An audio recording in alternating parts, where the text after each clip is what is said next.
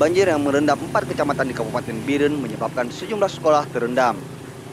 Akibatnya, aktivitas belajar dan mengajar di wilayah itu lumpuh total.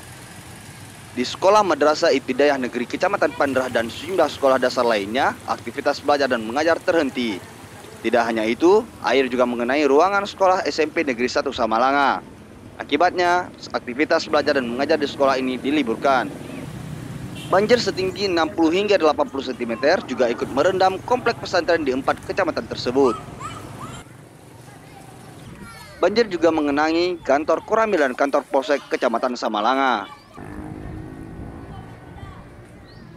Banjir di Kabupaten Biren merendam ribuan rumah di Kecamatan Samalanga, Simpang Mamplam, Panderah, dan Jenir.